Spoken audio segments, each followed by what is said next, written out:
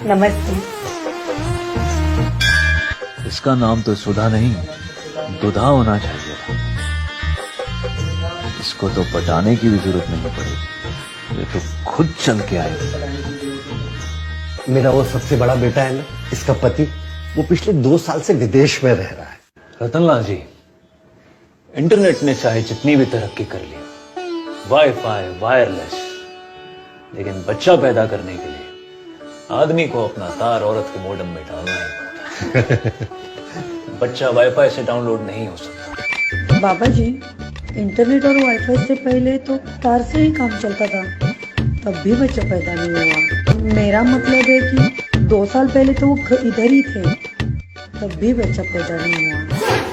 चिंता मत करो पुत्री, हम तुम्हारे मॉडेम में ऐसी औषधि डालेंगे कि उसके बिना ही बच्चा पैदा हो जाएगा। बाबा जी, ये है मेरी दूसरे नंबर की बहू शीतल।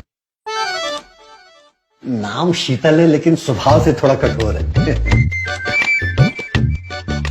अरे कितने भी कठोर क्यों ना हो, हम तो वो हैं जो लोहे को पिघलाकर उसका आकार बदल देते हैं। साथिया, बाबा जी, ये है मेरा दूसरे नंबर का बेटा पंकज, इसका पति। शाबाश। बाबा जी, ये कॉल सेंटर में काम करता है लेकिन नाइट ड्यूटी में रहता है। अब रतनलाल जी अपनी नाइट की ड्यूटी वहां निभाएगा तो यहाँ की ड्यूटी कब निभाएगा? बताइए, बच्चा कैसे पैदा होगा? बाबा जी, हमारी सेक्स लाइफ बहुत अच्छी चल रही है। वो तो कुछ मेडिकल इश्यूज हैं, इस करके बच्चा नहीं हो रहा है। आप ना ज्यादा ज्ञान मत बांटिए। बाबा जी से ऐसे बात करते, माफी मांगो। रहने दीजिए, बच्ची है, हमने माफ किया। बाबा जी, ये है मेरी सबसे छोटी बहू पुष्पा।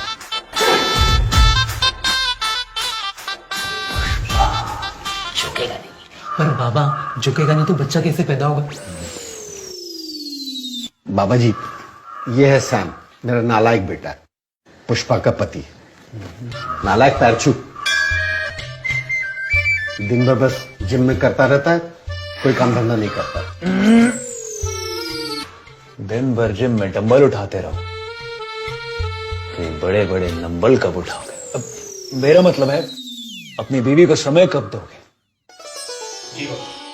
बेटा, पूरे दिन में इतनी भी ऊर्जा मत खत्म कर दो कि रात के लिए कुछ बचे ही नहीं। बाबा जी, ये है किरण, हमारे घर का काम करती है लेकिन परिवार जैसा है। किरण बेटा पैरछू। तुमको भी बच्चा नहीं हो रहा है? अरे नहीं नहीं बाबा जी, मेरी तो अभी तक शादी भी नहीं हुई। चलिए, बाबा जी के विश्राम का समय हो गया है। शाम में समाधान के साथ बाबा यही मिलेंगे। बोलिए रेंचो बाबा की जय।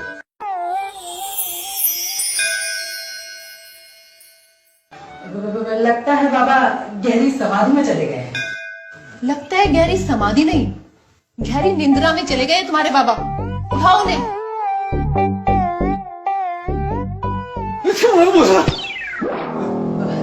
माँ पे भरोसा रखे, माँ पे भरोसा रखे, माँ सब दुख दर्द दूर करेगी। समाधान बताइए बाबा। आपकी समस्याओं का समाधान है ये लड्डू और ये धूप। लड्डू और धूप बाबा? जी, आज खाना खाने के बाद आप सभी लोग ये लड्डू खाएंगे और ये चतुर बाद में ये धूप आप सबके कमरे में घुमाएंगे। उसके बाद आप सब में से जिसकी भी हमसे मिलने की तीव्र इच्छा हो, वो हमारे कमरे में आ सकता है, हम उसे समाधान बताएंगे। पर बाबा वो बोलिए रेंचो बाबा की। बाबा, आपने मेरे परिवार के साथ भोजन किया, हम सब धन्य हो गए। अब बस संतान उत्पत्ति का आशीर्वाद दे दें, मेरा बुढ़ापा सुधर जाएगा।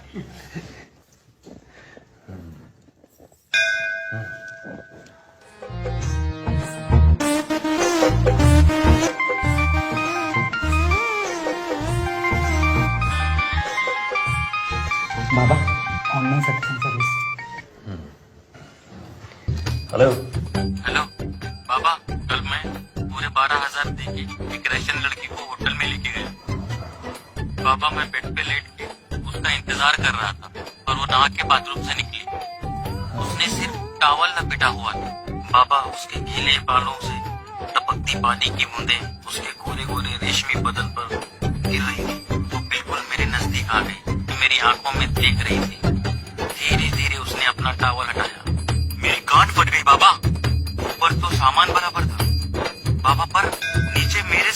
टकरा था, पूरी रात में 7 राउंड मरा के आया हूँ। बाबा साला पहला इंसान होगा तो 12,000 दे के अब मरवा के आया। पिछवाड़ा बहुत दर्द दे रहा है बाबा, कुछ उपाय तो बताओ। बेटा तुमने गलत बाबा को कॉल किया, तुम्हें तो आमदेव बाबा को फोन करना चाहिए। वो अवश्य ही तुम्हें कोई आयुर्वेदिक इलाज बता।